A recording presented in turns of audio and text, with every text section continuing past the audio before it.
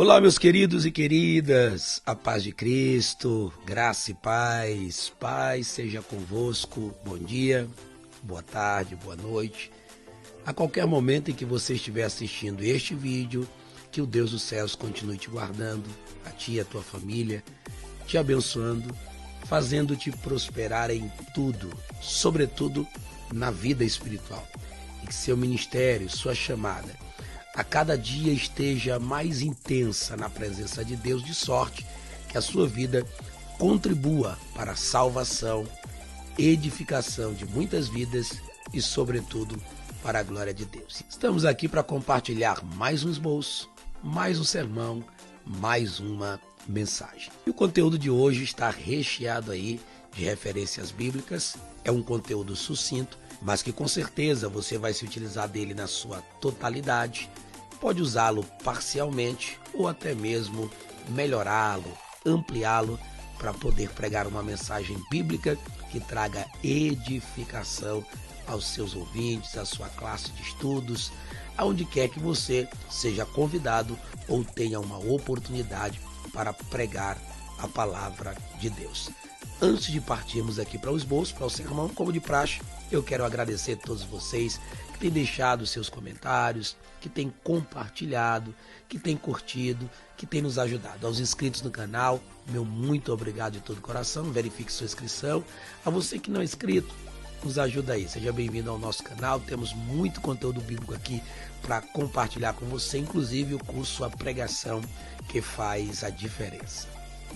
E ainda sobre o nosso canal, estamos tentando chegar aí aos 2.000 inscritos. Estamos quase chegando lá, falta bem pouquinho e você pode nos ajudar compartilhando, comentando com algum amigo seu, amiga, com as pessoas da sua igreja sobre o quanto esse canal tem sido bênção para a sua vida. Assim eu espero, que continue sendo bênção para outras e outras vidas que serão alcançadas. Então, vamos de esboço, vamos para a nossa tela, vamos refletir juntos.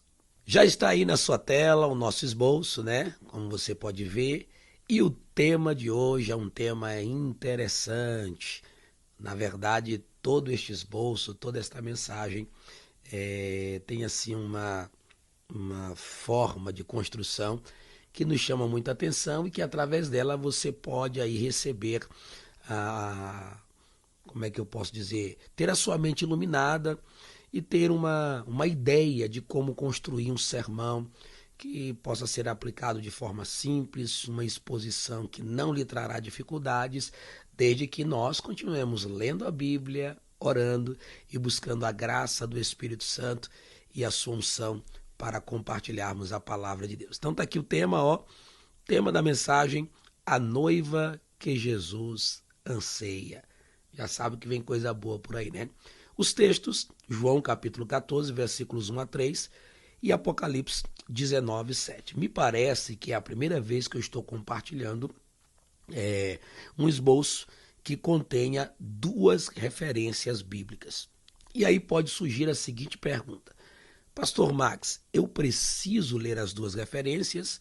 A primeira resposta seria muito bom você ler as duas referências para que houvesse aí uma conexão, para que tivesse aí um encaixe perfeito entre a proposta do tema e o conteúdo do seu sermão. Na primeira referência, João 14, de 1 a 3, é um texto tradicionalmente conhecido, Jesus, em suas palavras de despedida, antes de ir para a cruz, disse aos discípulos: não se turbe o vosso coração, credes em Deus, crede também em mim. Na casa de meu pai há muitas moradas, se não fosse assim, vou-lo teria dito, vou preparar-vos lugar. E quando eu for e vos preparar lugar, voltarei outra vez e vos levarei para mim mesmo, para que onde eu estou, estejais vós também. Já em Apocalipse 19, 7, diz: alegremo-nos, exultemos e demo-lhes glória, porque vindas são as bodas do Cordeiro e a sua noiva já está preparada. Usando essa versão, se encaixa melhor com a proposta da mensagem. Então, quando eu preguei essa mensagem, eu li os dois versículos, mas não tem problema nenhum se você ler apenas João 14, tá bom? Ou apenas Apocalipse 19, 7, em ambos os textos você vai encontrar base para que os seus ouvintes entendam o seu sermão, ok? Ficou esclarecido? Se ficou alguma dúvida, ficou alguma pergunta nesse contexto, deixa aí nos comentários e a gente vai ter o prazer em responder assim que possível. E aí, como tradicionalmente aqui na minha forma de esboço, temos a introdução. E por falar em forma de esboço, né, isso aqui é uma forma pessoal de construção do esboço. Você pode construir da forma que você entende que fique melhor para você, desde que você tenha aí uma espécie de organização que não traga aí uma confusão na construção da sua mensagem, né? Eu geralmente coloco o primeiro tema, mas não quer dizer que o tema vem antes do texto, porque para ter um tema e uma mensagem eu preciso ter o conteúdo bíblico, então o texto é prioritário. Para pregar, primeiramente precisamos ter um texto bíblico, um conteúdo bíblico dentro de nós, e não um esboço, nem mesmo um sermão. E eu já disse essa frase aqui, eu não construo um esboço para ter uma mensagem. Por ter uma mensagem é que eu posso construir um esboço, ok? E na nossa introdução aqui, preste muita atenção, porque a gente precisa refletir em algo importante nessa introdução, tá bom? A minha mensagem, aqui nesse caso, começa assim. A Bíblia se utiliza de várias formas de linguagem para tornar mais clara a mensagem explícita em seu conteúdo. Então aqui eu estou me referindo a duas coisas importantes. Primeiro, eu me refiro à Bíblia Sagrada como palavra de Deus.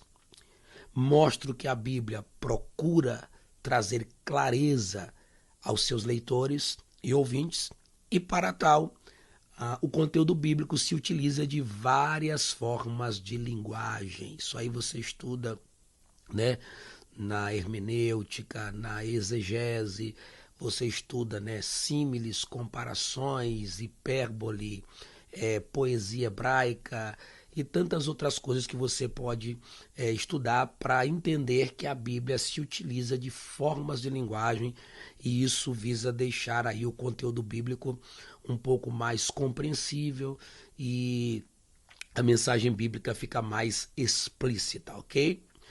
E aí, dentre as formas de linguagem, está a que nós chamamos de alegoria. Alegoria é uma das formas de linguagem. E uma das alegorias mais fascinantes é aquela que é utilizada para revelar, para expressar o relacionamento de Cristo com a sua igreja na sua forma mais profunda. Isso aqui também merece destaque, né? Então, essa alegoria que nós estamos usando aqui, ou que acabamos de ler, que está em João capítulo 14, ela é usada para revelar o relacionamento de Cristo com a igreja na sua forma mais profunda. E aí, o próximo parágrafo vai explicar o porquê. Por alegoria, Cristo é revelado nas Escrituras como um noivo, como um esposo, cuja noiva indiscutivelmente é a igreja. Duas coisas eu preciso falar aqui nesse ponto, tá? A primeira coisa que eu preciso falar é sobre a importância de entender que hoje nós temos várias versões da Bíblia Sagrada. Tradução é quando a Bíblia é transportada ou convertida de uma língua para outra. Por exemplo, do inglês para o português foi feita uma tradução. Agora, quando a linguagem bíblica é modificada, mesmo estando em um determinado idioma, isso a gente chama de versão da Bíblia. Então a Bíblia hoje tem várias versões atualizadas, nova tradução na linguagem de hoje, nova versão internacional, nova Almeida atualizada, nova versão transformadora, né? O livro em português. Uma que eu sempre gosto de destacar é a Bíblia A Mensagem, de Eugene Peterson, uma Bíblia muito boa para quem quer estudar e entender melhor a linguagem. Eu sempre me utilizo dela, né? Então nós temos aí Revista e Corrigida, que é uma das mais conhecidas, e Revista e Atualizada são as duas Bíblias que mais se utilizam. E agora estão utilizando muito Almeida Corrigida e Fiel da Sociedade Bíblica Trinitariana, que é essa aqui que eu estou usando, né? Da SBB, ou da SBT, Sociedade Bíblica Trinitariana, Almeida Corrigida e Fiel, né, que alegam aí que ela ajuda porque chega próximo aí aos originais, a sua forma de expressão, ok? E por que é importante entender sobre versões e traduções da Bíblia? Eu vou lhe dizer a importância citando uma experiência.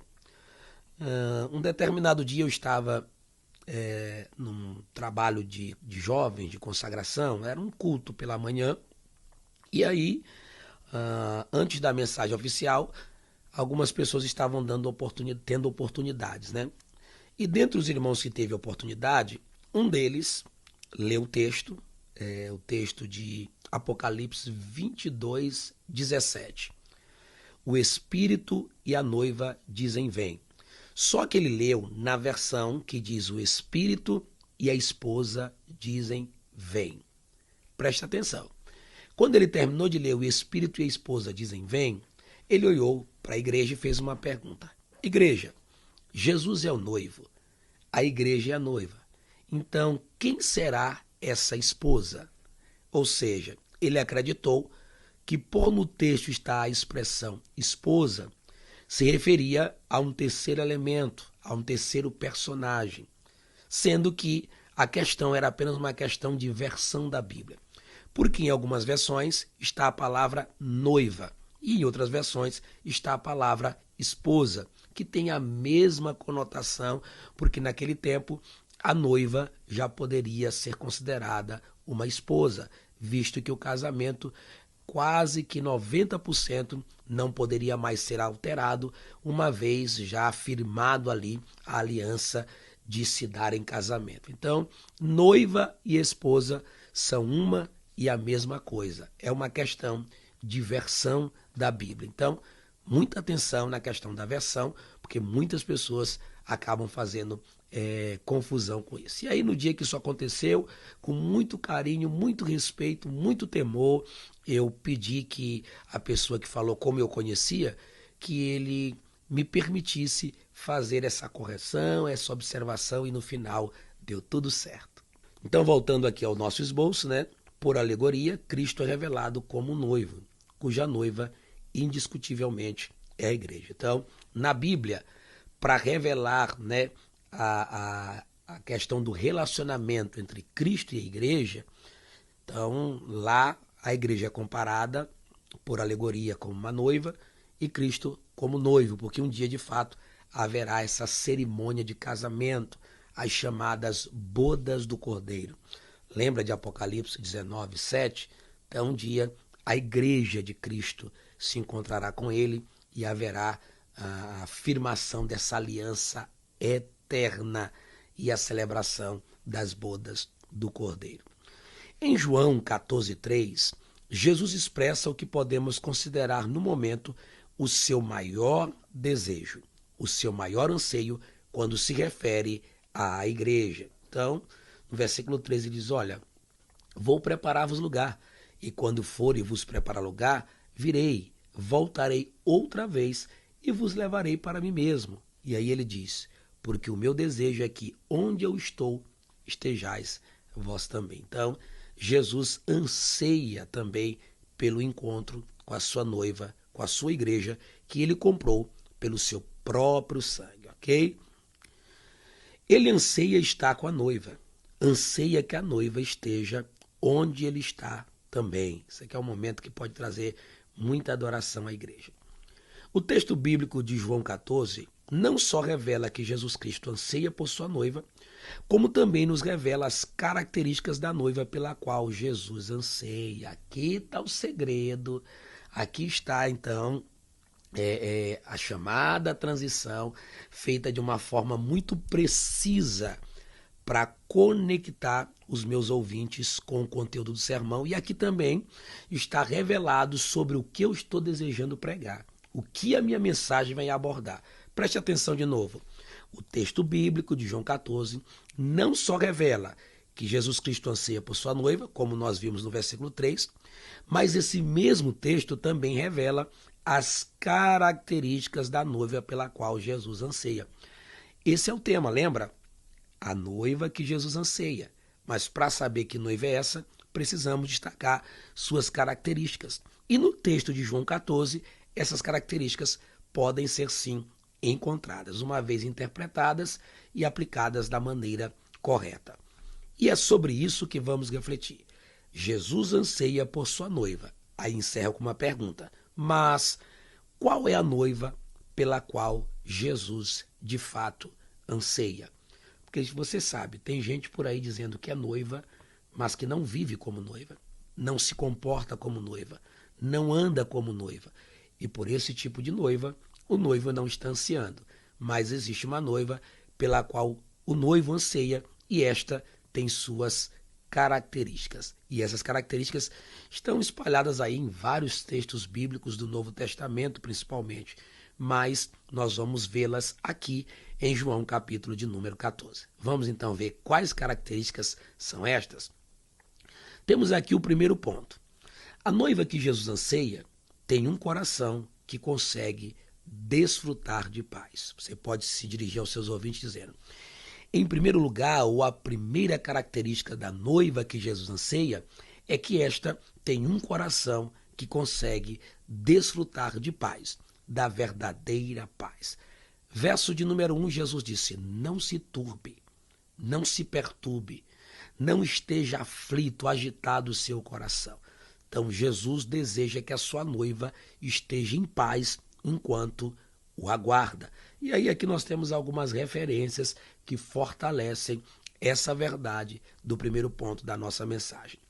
Jó 22 e 21, há um conselho lá dizendo: achega-te, pois, a Deus e tem paz.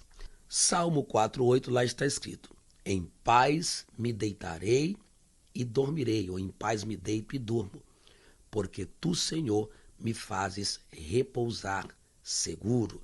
E aqui o Salmo 119, 165, né? Aonde o salmista diz que muita paz tem aqueles que amam a tua lei, ó Senhor. Então, 3 referências para fortalecer essa ideia de uma noiva que deva viver em paz. Tem mais uma referência aqui, ó, Isaías 26:3, né? Aonde o profeta diz: tu, Senhor, conservarás em perfeita paz aquele cujo coração ou cuja mente está firme em ti, porque ele confia em ti. Então perceba que nesse primeiro ponto você vai falar sobre paz, porque é isso que Jesus deseja, que nós permaneçamos em paz, essa paz que excede todo o entendimento. Inclusive, aqui mesmo no Evangelho de João, capítulo 16, versículo 33, Jesus diz aos discípulos: estas coisas vos tenho dito para que em mim tenhais paz.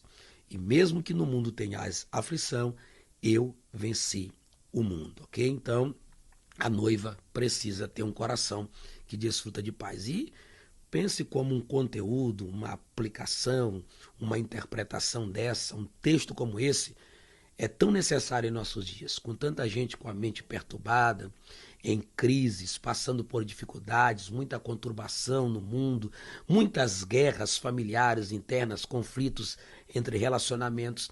É tempo da noiva de Cristo desfrutar de paz, ok? Vamos então agora ao segundo ponto, que está também no texto que nós lemos de João capítulo 14. Em segundo lugar, a noiva que Jesus anseia não perde a fé, mas mantém sua fé na direção certa. É importante destacar isso. Tanto falar sobre a fé da noiva, como uma fé que está na direção certa, porque Jesus falou disso. Ele disse, ó, não se turbe o vosso coração, credes em Deus, olha a direção da nossa fé, é em Deus. Credes também em mim, disse Jesus, porque é o Filho de Deus, é o verdadeiro Deus e a vida eterna. Então, credes em Deus, credes também em mim, disse Jesus. Então, ele quer que a sua noiva não perca a fé e que esta fé esteja na direção certa. E aí, a gente digitou aqui, ó, presta bem atenção. Sem fé, a noiva o desagrada, porque lá em Hebreus 11:6 diz que, ora, sem fé é impossível agradar a Deus, porquanto é necessário que aqueles que se aproximam de Deus creiam que ele existe, que é galardoador daqueles que o buscam. Então, a noiva não pode ser incrédula, não pode duvidar, ela precisa se manter na fé e tendo a sua fé na direção certa, né? Sem fé, a noiva não vence o mundo e as suas propostas. Lembrando que a noiva aqui é a igreja, por isso é que nós estamos citando essas referências. E aqui nós temos a referência de 1 João, capítulo 5, 4 e 5, né? Porque todo aquele que é nascido de Deus vence o mundo. E esta é a vitória que vence o mundo, a nossa fé. Quem é que vence o mundo, senão aquele que crê que Jesus é o Filho de Deus? Perceba que a sua fé lhe dará vitória sobre o sistema ímpio e mundano. E pela fé nele, é pela fé nele que a noiva subsistirá até que ele venha, né? Romanos 1,17, muito conhecido, o meu justo viverá pela fé. Então, a noiva de Jesus não perde a fé, mas mantém a sua fé na direção certa. Viu como é um sermão bíblico, evangelístico, motivador, animador e que pode ser pregado de uma forma muito simples, debaixo da unção e da sabedoria do Espírito? Terceiro ponto da nossa mensagem. Em terceiro lugar, a noiva que Jesus anseia é aquela que continua acreditando na fidelidade das promessas feitas pelo seu noivo. Isso aqui é um ponto que me chama muita atenção da mensagem. Ele diz: creia em Deus, crede também em mim. Na casa de meu pai há muitas moradas. Aí bem aqui está o que dá base a esse ponto da mensagem. Se fosse assim, eu vou-lo teria dito. O que Jesus está dizendo? O que eu estou falando é verdade. O que eu estou falando é fidedigno.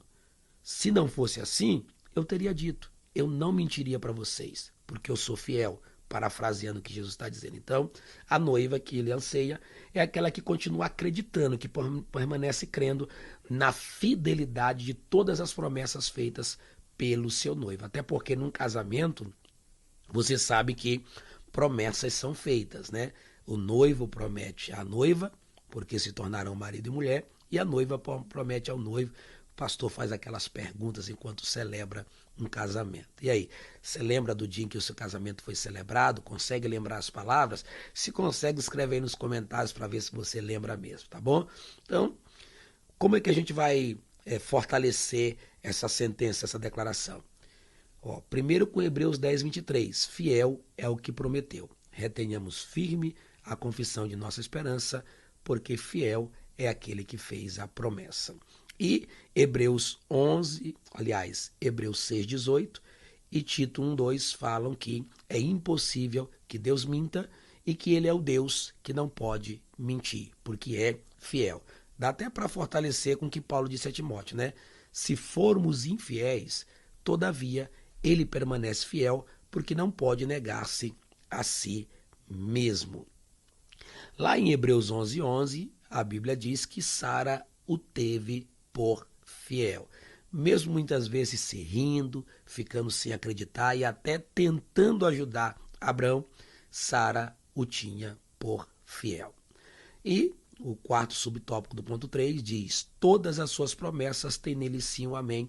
Foi algo que Paulo disse à igreja em Corinto, segundo aos Coríntios 1, 20. Porque lá está escrito assim: porque todas quantas são as promessas de Deus, tem nele, em quem? Em Jesus. Tem nele o sim e o amém para a glória de Deus Pai. Então, até aqui está tudo ok, está dando para entender. Então, a noiva que Jesus anseia, baseada em João 14, de 1 a 3. Fizemos a introdução. Primeiro ponto, a noiva que Jesus anseia tem um coração que consegue desfrutar de paz. Segundo ponto, a noiva não perde a fé, mas mantém sua fé na direção certa. Terceiro ponto, aquela que continua acreditando na fidelidade das promessas feitas pelo seu noivo, baseado no verso 2. E agora nós vamos para o quarto e último ponto, tá bem aqui, A noiva que Jesus anseia, em último lugar, a noiva que Jesus anseia é aquela que manifesta seu desejo pelo noivo, assim como ele o tem manifestado. Olha, isso aqui dá um quebrantamento, dá um momento de intensa adoração, de entrega, de se submeter à graça e o poder durante essa ministração.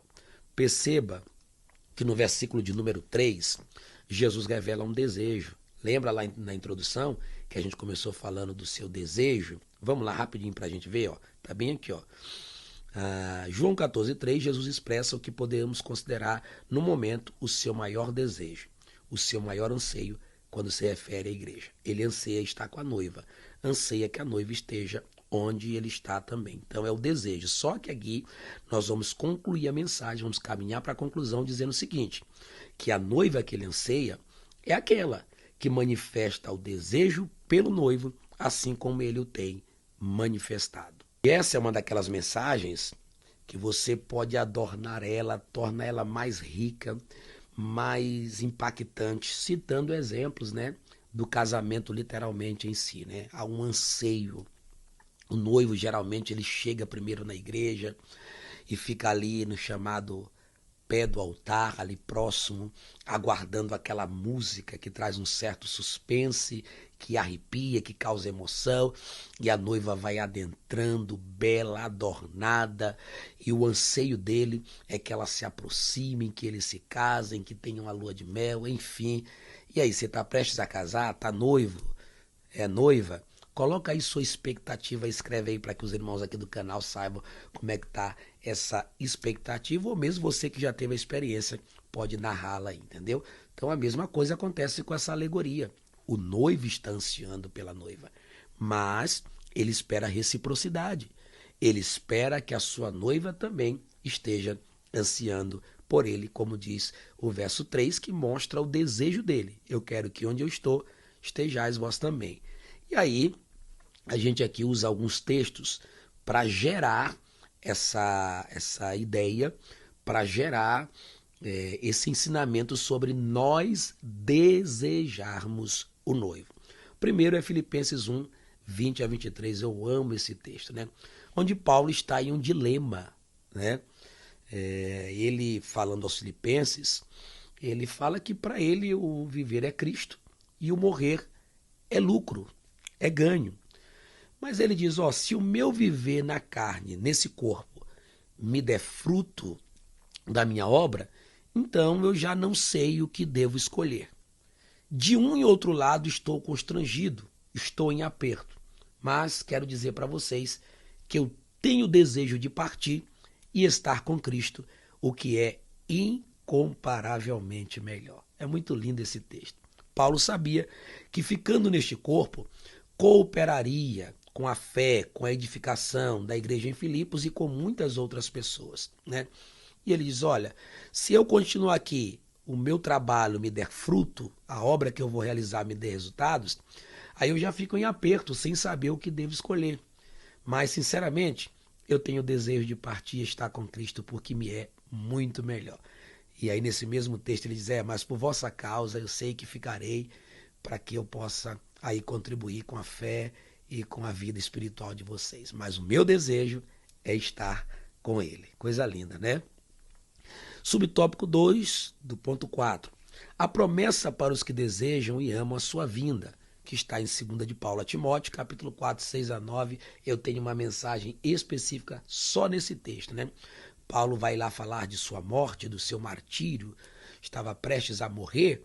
Então ele diz o seguinte, porque já estou sendo oferecido por aspersão de sacrifício, ou por libação, ou seja, eu sou uma oferta que daqui a pouco vai ser entregue ao Senhor. E o tempo da minha partida está próximo. Combati o bom combate, completei a carreira e guardei a fé. E ele continua dizendo, desde agora, a coroa da justiça me está preparada, me está reservada, guardada, a qual o justo juiz me dará naquele dia. E Paulo completa dizendo, e não vai dar somente a mim, mas ele dará a tantos quantos amam a vinda de nosso Senhor Jesus Cristo. E esse texto me chama a atenção. E sempre que eu prego ele, eu digo o seguinte, nós poderíamos dizer que esse texto poderia estar escrito de outra forma. Paulo poderia dizer assim, que a coroa da justiça está preparada para todos aqueles que amam ao Senhor Jesus. Mas Paulo não diz isso. Paulo diz que a coroa está preparada para todos os que amam a sua vinda. Ou seja, porque tem gente que ama Jesus pelo que faz, pelo que dá, pelas portas que abre, mas que não tem desejado a sua vinda. Então, quem o ama na sua totalidade não deseja só o que ele faz, deseja, sobretudo, que ele venha, porque ter ele é melhor do que ter dele, entendeu? Ter o próprio Cristo é melhor do que ter aquilo que ele pode nos dar, tá bom? Então, que você como noiva anseie, revele o seu desejo pelo noivo. E aí a gente termina né, aqui com mais 2 tópicos ou subtópicos que vão ter uma conexão interessante. A poesia dos Salmos define o que é desejar de fato. Então nós vamos usar os Salmos para mostrar o que é um anseio, o que é um desejo por ele. Salmo 42, né? Como o cervo brama pelas correntes das águas, assim a minha alma suspira por ti, ó Deus, a minha alma tem sede de Deus, do Deus vivo, e eu me pergunto quando irei e me apresentarei ante a face de Deus. Salmo 63, ó Deus, eu te busco ansiosamente, de madrugada te buscarei, a minha alma tem sede de ti, a minha carne te deseja. Isso tudo aqui revela um anseio profundo, um desejo tremendo, incomparável, de alguém que grita por Deus, por sua presença manifesta. E aí encerro de uma forma muito linda, falando de promessas específicas para quem é sedento por ele. Isaías 55:1, ó todos vós que tendes sede, vinde às águas. Isaías 44:3, porque eu derramarei água sobre o sedento e rios sobre a terra seca. Derramarei o meu espírito sobre a tua posteridade e a minha bênção sobre a tua descendência. Promessa para quem tem sede. João 4, versículos 13 e 14. Quem beber desta água voltará a ter sede, disse Jesus à samaritana. Mas quem beber da água que eu lhe der, nunca mais terá sede. Pelo contrário, a água que eu lhe der se fará nele uma fonte a jorrar para a vida eterna. João 7,37. Quem tem sede, venha a mim e beba. Quem crê em mim, como diz a Escritura, do seu interior fluirão rios de águas vivas. E aí nós podemos citar ainda Apocalipse 22:17. O Espírito e a noiva dizem vem. Aquele que crê diga vem. E quem tem sede venha. E quem quiser beba de graça da água da vida. Conclusão, sejamos e estejamos sempre sedentos por sua presença, ansiando pelo noivo e nos alegrando. Pois vindas são as bodas do Cordeiro, e a sua noiva, que o deseja, já está adornada, já está preparada. E aqui eu estou me referindo ao versículo de número 19, ou seja, as vindas são as bodas do Cordeiro, e a noiva que o deseja já está adornada, já está preparada, me referindo ao versículo de Apocalipse 19, versículo de número 7, ok? E aí, viu que sermão sucinto, prático, muito aplicativo, não fugiu do seu contexto, não feriu os princípios da interpretação e que, com certeza, uma vez pregado com graça e ousadia, fará com que a igreja, a noiva, anseie mais ainda pelo noivo e tenha tanta sede dele, de sorte que essa mensagem termine debaixo de um culto com muita glória, com muita presença de Deus. É o que eu desejo. E aí, você vai usar esses bolsos? Se for, fique à vontade, ninguém tem direitos autorais sobre a mensagem bíblica. Tudo isso aqui é fruto de oração, leitura bíblica e, sobretudo, da graça de Deus. Eu posso dizer o que disse Paulo aos Coríntios, capítulo 15, versículo de 10. Porque pela graça de Deus sou o que sou. E a sua graça que me foi dada não se tornou vã. Antes, trabalhei muito mais do que eles, mas não eu, e sim a graça de Deus comigo. Vamos orar? Pai, nós te agradecemos, Senhor. Nós te louvamos e engrandecemos o teu nome. Te agradecemos porque a igreja, o corpo de Cristo, é aqui tratada como uma noiva. E Cristo, o Messias, o Cordeiro, que está aguardando a sua noiva lá nas bodas, é o nosso noivo. Pai, obrigado, Senhor, por esta palavra, pela revelação, pela iluminação, pelo entendimento. Que a tua noiva continue crendo, mantendo a fé na direção certa, continue desfrutando de paz, continue acreditando na fidelidade, continue ansiando pelo noivo que breve virá nos buscar, Senhor. Ó Deus, obrigado pela vida de cada filho teu, cada filha tua, que a tua bênção esteja sobre eles e que estes bolsos, este sermão e esta mensagem abençoe muitas vidas para a glória do teu nome. Obrigado, Pai, pela minha vida, pela minha casa, pela minha família e pelo ministério que o Senhor nos confiou. Nos ajuda a vencer as guerras, as batalhas, nos cobre com teu sangue e nos garante a vitória, Pai, em Cristo Jesus, o nosso Senhor, que vive e que reina para sempre. Amém e amém. Amém, queridos? Que Deus nos abençoe, que Deus nos guarde e que você possa continuar se empenhando para exercer o seu ministério. Você que é um pregador que está começando agora, vai nessa força. O Senhor vai te ajudar. É só não desistir de ler a palavra todos os dias, de mergulhar nela e de viver uma vida de oração e comunhão com o Pai. Um beijo no coração, Deus te abençoe. Não esqueça, deixar seu comentário, deixar seu like ou dislike e também compartilhar com seus amigos, com os grupos, com a sua igreja. Beijo no coração e até o próximo vídeo, se Deus assim nos permitir. Deus abençoe.